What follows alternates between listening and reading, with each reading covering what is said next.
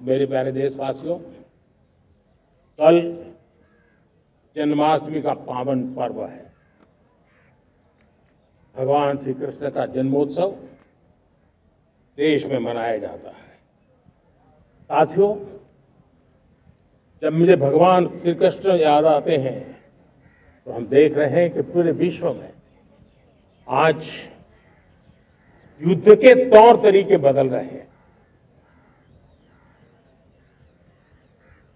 हमने देखा है कि भारत युद्ध के हर नए तौर तरीकों को निपटने में समृद्ध है। हमने ऑपरेशन सिंदूर में दिखा दिया है। टेक्नोलॉजी में जो भी महारत थी, पाकिस्तान ने हमारे सैन्य ठिकानों पर, हमारे एयरबेस पर, हमारे संवेदनशील स्थानों पर, हमारे आस्था के केंद्रों पर, हमारे नागरिकों पर मिसाइल्स, ड्रोन अनगिनत मात्रा में उन्होंने वार किया। देश ने देखा है, लेकिन देश को सुरक्षित रखने के जो प्रयास पिछले 10 साल में हुए हैं, उस ताकत का परिणाम था कि उनके हर हमले को हमारे जाबाजों ने और हमारी टेक्नोलॉजी ने तिनके की तरह बिखेर दी।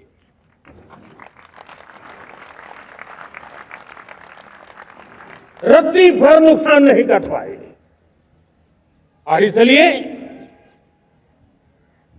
जब युद्ध के मैदान में टेक्नोलॉजी का विस्तार हो रहा है, टेक्नोलॉजी हावी हो रही है, तब राष्ट्र की रक्षा के लिए, देश के नागरिकों की सुरक्षा के लिए हमें भी, हमने जो आज महारत पाई है, वो महारत का और विस्तार करने की जरूरत है।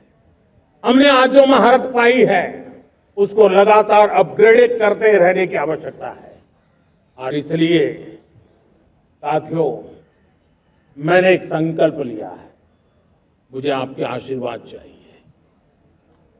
कोटि कोटि देशवासियों के आशीर्वाद चाहिए, क्योंकि समृद्धि कितनी ही क्यों न हो, अगर सुरक्षा के प्रति उदासीनता बरतते हैं तो समृद्धि भी किसी काम की नहीं रहती। और इसलिए सुरक्षा का महात्म्य बहुत बड़ा है।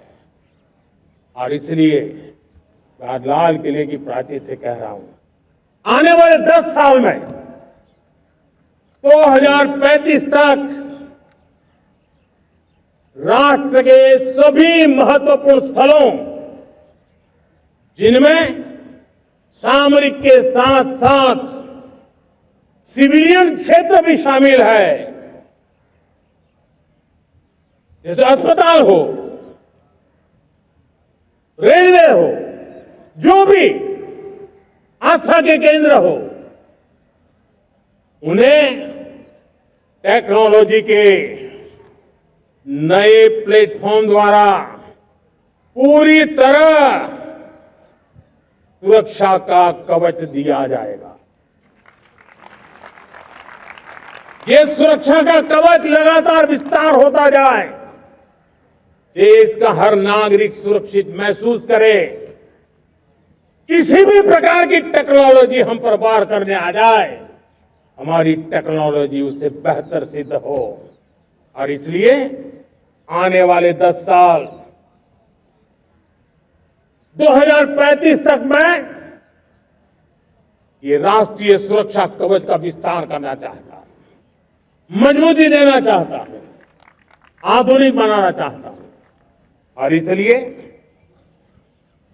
भगवान श्री कृष्ण से प्रेरणा पाकर के हमने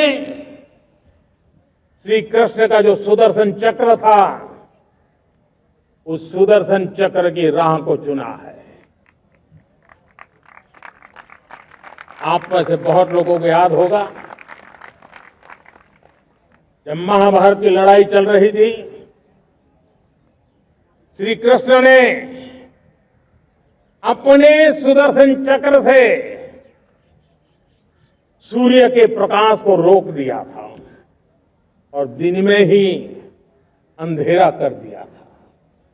सूर्य प्रकाश को सुदर्शन चक्र से रोक दिया था और तब अर्जुन ने जो शपथ ली थी जयद्रथ का वध करने की, उस प्रतिज्ञा को अर्जुन पूर्ण कर पाए थे। वो सुदर्शन चक्र के पराक्रम और रणनीति का परिणाम था।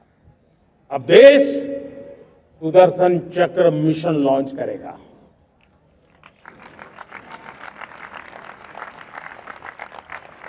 ये मिशन सुदर्शन चक्र एक पावरफुल वेपन सिस्टम दुश्मन के हमले को न्यूट्रलाइज तो करेगा ही करेगा, लेकिन कई गुना ज्यादा दुश्मन पर हिट बैक करेगा।